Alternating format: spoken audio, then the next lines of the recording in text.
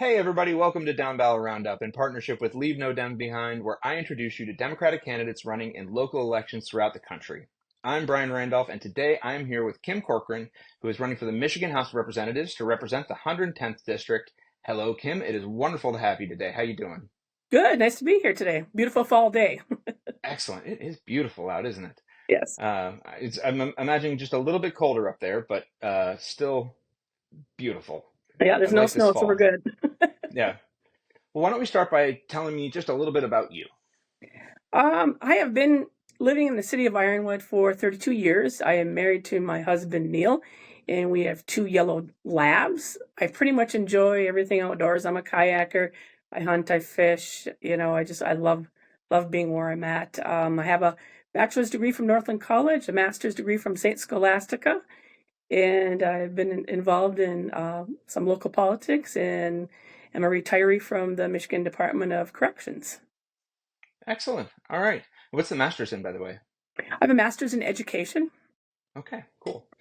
All right. And I'm assuming, well, what can you tell me a little bit about District 110 and what the people are like and what the place is like?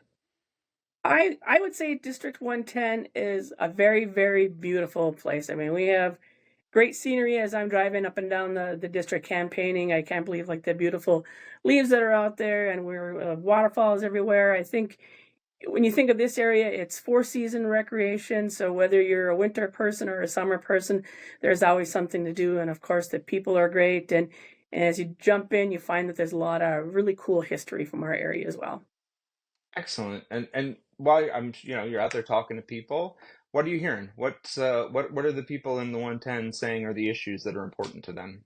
Up and down the district, depends on where you're at. There's different concerns. Ontonagon, of course, was concerned about their hospital, but what I'm finding is a common denominator is housing. So whether you're over in the Houghton area and you're talking about student housing, or I take a look in our area, if the Copperwood mine takes off, they're looking to hire 300, maybe 800 people, and housing is definitely a shortage. And even people like whether you're retiring and you're looking to downsize or you're moving to the area and you're looking for housing, the market is just very, very slim, and we're really not seeing the new builds like we should. What do you think is something you can do about that from the State House? I think we can take a look at a few different things. We want new builds, so maybe take a look at incentivizing, with contractors. Do we look at doing a TIF in certain areas?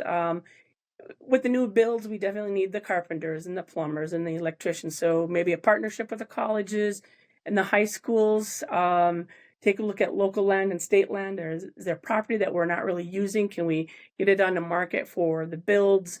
Do we take a look at zoning? A lot of times it's zoning. We can take a look at adjusting it so you can have like smaller houses or accessory dwellings. Another topic is like the short-term rentals. Maybe we need to take a look at how many are short-term rentals, where they're at, and whatnot, something like that, where we can get it back on the market. And even some of our tourists, the places that have their vacation homes, they're really not utilized maybe that much. We've done a few studies, and they're very few used or not used all the time. So maybe look at getting them back on the market and incentivize people that way. Am I correct that you were a mayor? Yes, yes. I am the current mayor of Ironwood. I've been the mayor for 7 years. I've been on the commission for 15, and I think that gives me a lot of good experience for this position. You think back 100 years ago, my community is roughly 20,000, now we're 5,000. So there's always that struggle. Do you maintain the roads and the water and the sewer without kind of, you know, having too much on the backs of the taxpayers. So you have to have like a creative balance there. And we've done a lot of economic development to little things, whether you're talking about banners, flowers, new parks, taking a look at activities and groups. Those are like all the little things that involve people, get them here, make Ironwood or anywhere in the district a place where people want to be and feel safe and want to have a good time. What made you decide to take the leap from mayor to the State House? What was the push? I've seen good success. I've had, great people that I'm working with the city of Ironwood, and I think we've had good success. Anybody who comes through Ironwood, at one point, we probably a town that you drive right past. Now people want to stop in and see what we got going on. So liking the success there, I'd like to ramp it up a little bit with the 110. Also, over the past years, we've seen 3 correctional facilities go down and 1 hospital, and little things like that kind of lead me to believe that Lansing kind of forgets about us up here. And I want to just make sure that I can do the best and make sure that our voice is heard and listened to down in Lansing. And I think I have the good background to do that. Let's switch gears for just a moment. Would you give me something where you and your opponent maybe differ on a major issue?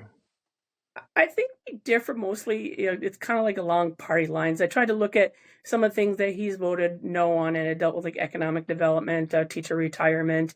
I don't think there's strong supporters, or they're more of the right to work versus the union. So I think along those basic lines, I know the Republican end too weren't, I think, too much in favor of the ARPA funds, which is like the COVID relief funds. And I tell you what, our area received a fair amount of money, and it's definitely going towards our fire truck and doing some work on one of our parks, and definitely a big help. And I don't understand why you wouldn't be in support of something like that.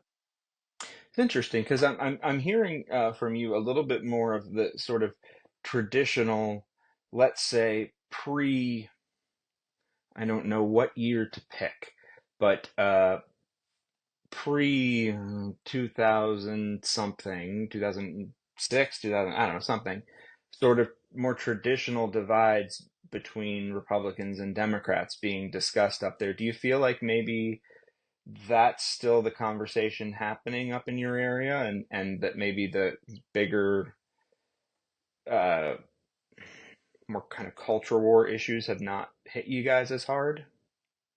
I think that's a fair assumption. Okay. That seems to be, I mean, that is, I'm interviewing people all over, Yeah. that seems to be so much the divide for everyone else, and I'm not hearing that, which I find really interesting. And frankly, that's great. Mhm. But I wasn't sure whether Yeah. that still existed, so that's good to hear. Yeah, and I'm a person too. Like, I'm gonna look at doing the best I can for my district, so I'm not afraid to work across party lines. Whatever I need to do to get things done. In my corrections career, I was a school principal, and we worked on. That's another area I feel helps me out. Working on getting the persons who are leaving our system a GED or a trade, employability skills. So I have the very basic knowledge of what it means to have to look for a job, look for a home, find childcare, find transportation, things like that. But at my job, I had to work at the local level, I had to work at a regional level, and I had to work at a Lansing level. So I know what it is to have to communicate at a bunch of different levels to get things done. Oh, so your prison work was really an educational prison work. It was pure Yes. rehabilitation. Yeah. That's wonderful. That's wonderful.